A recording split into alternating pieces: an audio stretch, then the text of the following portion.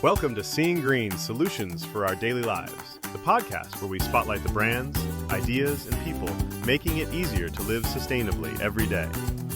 Today's episode is part of our Greening My series, where we unpack our homes and our everyday routines to explore practical ways to make them a bit more sustainable. Let's dive in.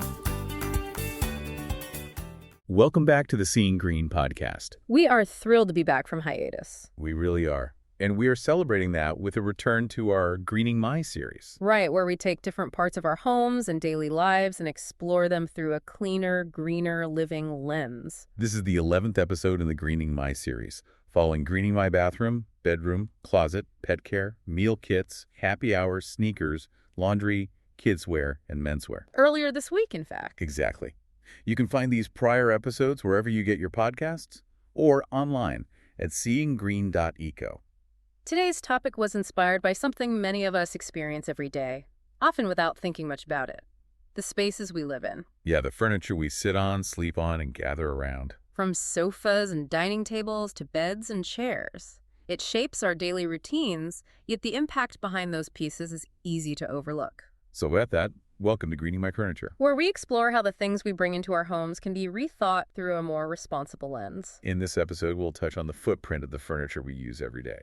Right from materials like wood, foam, and plastics to the energy, transport, and production behind each piece. And, the growing challenge of furniture waste in a world of fast furniture. We'll also spotlight real-world solutions. 7 of our favorite furniture brands that are designing with better materials, durability, and longevity in mind. Along with circular approaches like repair, resale, and take-back programs that help keep furniture in use longer.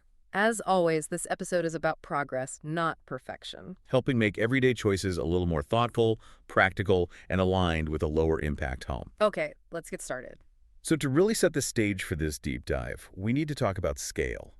Because every single year, Americans drag about 12 million tons of furniture out to the curb. 12 million tons. It's honestly hard to even picture that. It is. Just sit with that number for a second. That solid wood dresser, or maybe this plush sofa you might literally be sitting on right now. Statistically speaking, we've started treating those massive, complex pieces of engineering the same way we treat a paper plate. Right, like it's single use. Exactly. We use it for a season, or maybe it survives 2 moving days, and then the structural integrity gives out, and we just toss it. Which is wild because the global furniture market is massive. It's currently valued at around $750 billion. Wow. And it's actually projected to exceed $1 trillion soon. But the landfill is really just the end of the story. Right. The hidden costs start way earlier. Way earlier. To feed that whole fast furniture cycle, you need incredibly aggressive resource extraction. So that relentless demand for cheap wood, that's a direct driver of deforestation and habitat loss all over the world. And it's not just the wood, right? There's a huge chemical footprint to this that directly impacts the actual spaces we live in. Oh, absolutely. We are talking about petroleum-based polyurethane foams. We're talking about synthetic glues that actively emit VOC's volatile organic compounds. And those are the ones that essentially off gas at room temperature. Right. Right. They release toxins directly into your living room air. And when you add in things like chemical flame retardants, all of this actively degrades your indoor air quality. Which, honestly, really frames the mission of our deep dive today. Because your furniture is something you physically touch, you sit on it, you breathe next to it every single day. Yeah. So shifting away from that linear model, extract the materials, produce the cheap chair, discard the cheap chair, it actually presents a massive opportunity for us. A huge opportunity. Shifting to a circular, durable model can drastically lower the impact of your home. So we want to look at how better furniture is actually made. We're going to spotlight 7 of our favorite brands that are rethinking this entire system. Let's do it. So let's start with the root of the problem. Yeah. The materials. If you want a beautiful wooden dining table, you obviously need wood. And a brand called Masayako is completely rethinking where that wood comes from. They really are. Their approach is fascinating. Yeah. But first, just to paint a picture for you listening, Masayako makes absolutely stunning pieces. Picture these warm, modern, highly sculptural designs. They have this incredible handcrafted feel to them. Yeah, they're gorgeous. We are talking about like the kind of timeless, solid teak dining table that just anchors a room. Or these beautifully woven accent chairs that completely elevate a bedroom. They are solid, true, heirloom quality pieces. And what makes those heirloom pieces so unique is what they call their seed-to-seat model. Seed to seat. I like that. Right. So instead of just buying cut lumber on the open global market where it's really opaque, Mosaico actually grows their own materials. Oh, wow. Yeah, to date, they have planted over 1.3 million trees in Nicaragua. And the key here is that they plant on specifically degraded land that had previously been clear-cut for cattle grazing. Okay, wait, I have to play devil's advocate here. When I hear a phrase like seed to seat, my immediate cynical thought is, well, greenwashing. Sure, that makes sense. Because if the entire point of their business is cutting down trees to make a coffee table, how is that regenerative? How are they avoiding a net loss of the forest? It's a totally valid question, but the difference really comes down to managed forestry mechanics. They plant roughly 100 trees for every single piece of furniture they sell. 100 to 1. Exactly. Because they plant significantly more than they harvest, they're creating this constantly replenishing ecosystem rather than just extracting from a finite forest. It allows the soil to recover, it brings wildlife back to the area. That's incredible. And they also utilize a whole tree approach. So, the sawdust and scrap wood that inevitably falls away when you shape furniture, Yeah. they don't throw it out. They feed it into a biomass system to generate energy that powers their own operations. Now that is a brilliant closed loop. Yeah. But let's look at a different approach. Moving from growing your own materials to brilliantly utilizing what already exists, we have Sabai. Oh, I love Sabah. Same.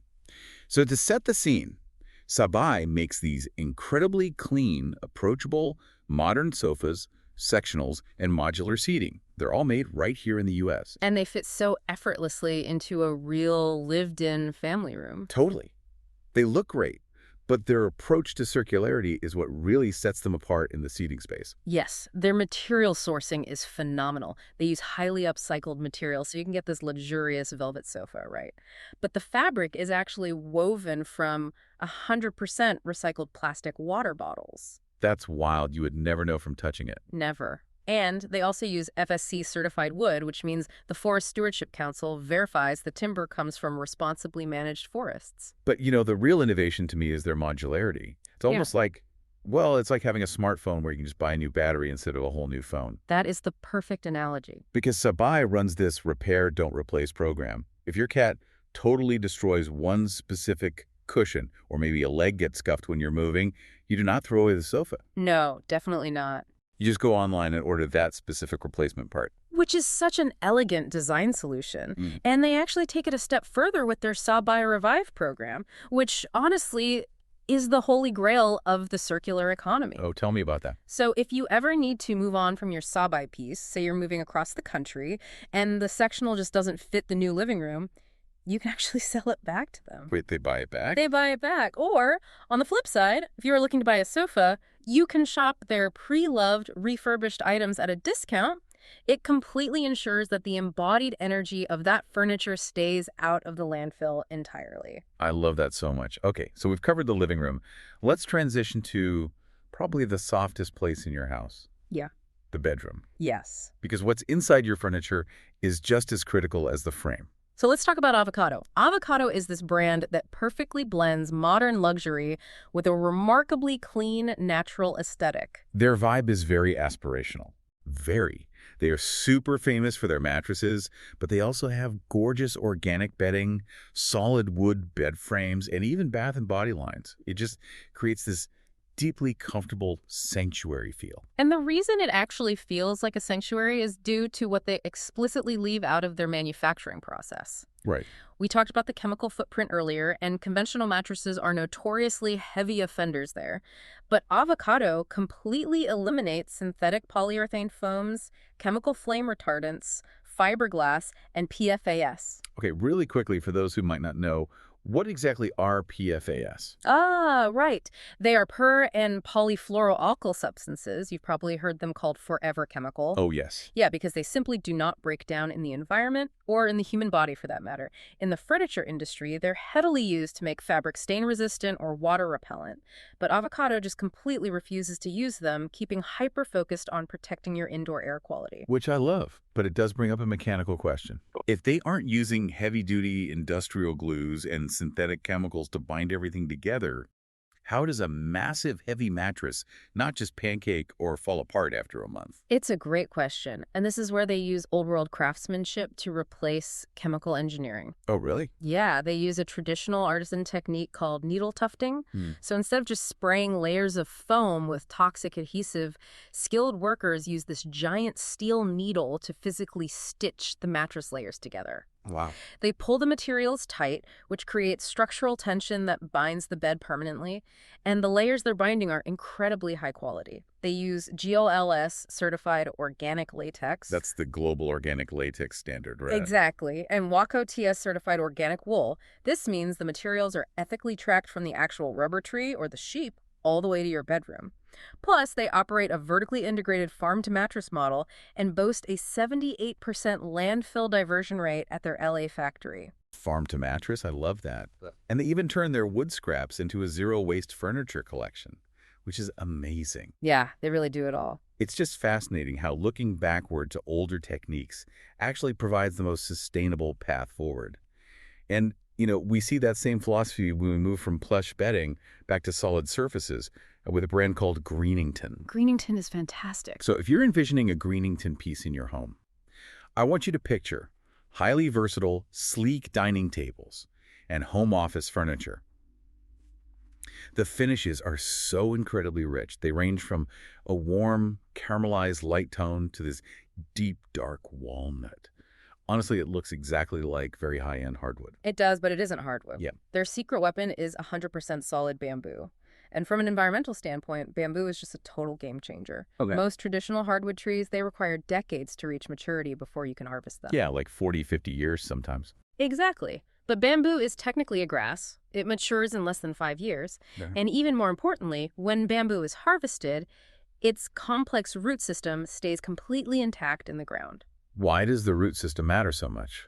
Because those roots lock the soil in place, which prevents erosion. It also allows the plant to naturally regenerate year after year without ever needing to be replanted, so it preserves the whole microbiome of the soil. Okay, that makes total sense environmentally. But let's talk about the reality of a busy household. Okay. Since bamboo is technically a grass, I think people might worry it isn't sturdy enough. Like, is a bamboo dining table actually going to survive my kids treating it like a drum set every night? That is such a common misconception, but it all comes down to how the material is processed. Through this intense process of heat and pressure, the bamboo fibers are compressed until they become incredibly dense. Oh, interesting. Yeah. Greenington's classic bamboo is actually 20% harder than traditional red oak, and their exotic bamboo line. Because of how it's compressed, it's twice as hard as red oak. Wait, twice as hard. Yes. It is virtually indestructible for everyday household use. And just like we saw with Masaiko, Greenington utilizes a zero-waste manufacturing process. They use 100% of the bamboo and turn the sawdust into generated power. So smart. Okay, expanding beyond just single materials like wood or bamboo, let's look at Vivaterra. This brand brings a really curated, rustic, modern, global aesthetic into the home. It's a very specific, beautiful look. Yeah, if you love natural textures and artisan detailing across your furniture, your textiles, and your decor, Vivaterra is exactly that vibe. It feels very collected and worldly. And their material choices reflect that aesthetic perfectly. They lean heavily into reclaimed wood, recycled materials, and non-toxic finishes. But to truly appreciate them, we have to look at the social pillar of sustainability. Meaning the people actually making the goods. Exactly. Vivaterra and partners directly with global artisan communities. So by doing this, they support fair labor practices and they actively preserve traditional craftsmanship that might otherwise be lost to mass manufacturing. That's so important. It really is. When a piece of furniture carries that kind of cultural heritage and human touch, it naturally commands more respect. You don't just throw an artisan-crafted, reclaimed wood console to the curb after a year. It becomes an heirloom, and that naturally reduces the fast furniture replacement cycle. Incredible. Okay, to wrap up our brand spotlights, we're going to take everything we've learned about durability inside the house and apply it to the harshest environment of all the outdoors. Yes, patio furniture. Enter Polywood. When you look at Polywood, you are seeing classic, colorful Adirondack chairs and huge outdoor dining sets. And they look polished year after year, even if they sit in the blazing sun or freezing snow. And the reason they can survive that is their core material. recycled high-density polyethylene, or HDPE. Okay, HDPE. What does that actually look like in our day-to-day lives before it becomes a chair? It is everyday post-consumer waste. Think milk jugs, laundry detergent bottles, shampoo bottles. Okay. In fact, Pollywood uses an astounding 400,000 recycled milk jugs every single day. Wait, 400,000 a day? A day? That is a massive diversion of plastic waste. Yeah. But how does the plastic not just turn brittle and fade after baking in the summer sun? That's the brilliant material engineering. They embed UV inhibitors and color pigments directly into the HDPE compound. So the color goes all the way through the material, it doesn't rot, it doesn't splinter, and it never fades like traditional wood. That's amazing. Plus, their factory is 99% waste-free. Any scraps generated are just swept up, melted down, and fed right back into the machinery in a true closed-loop system. So cool. So pulling this all together, because furniture is something you live with constantly, Yeah. both the material and the lifespan matter immensely. They do, and you can really see the dots connecting here. From Masiako's regenerative wood to Pollywood's recycled plastics, better materials take the pressure off natural ecosystems. Right. Furthermore, durability is really the ultimate antidote to fast furniture. Exactly. And to you listening, I want to emphasize, you do not need to throw out everything you own right now. Please don't do that. No, definitely not. It's about progress. It's about making your next choice a little more thoughtful and intentional to slowly build a lower impact home. So to help with that, we have 3 practical tips. Tip number 1, use what you already have. Yes. Take a fresh look at your current space. Rearranging, repurposing, or maybe just refreshing existing pieces with some non-toxic paint can often scratch that itch for room makeover without bringing anything new into the home. Exactly. And tip number 2, buy fewer, better pieces. When you do genuinely need to buy, look for solid construction and timeless design. Investing in an heirloom quality piece breaks the cycle of frequent replacements. And tip number 3, extend the life of your furniture. Maintain what you own. Whether it's repairing a modular saw-by sofa or utilizing resale and take-back programs, keeping furniture in circulation is just the easiest way to reduce its footprint.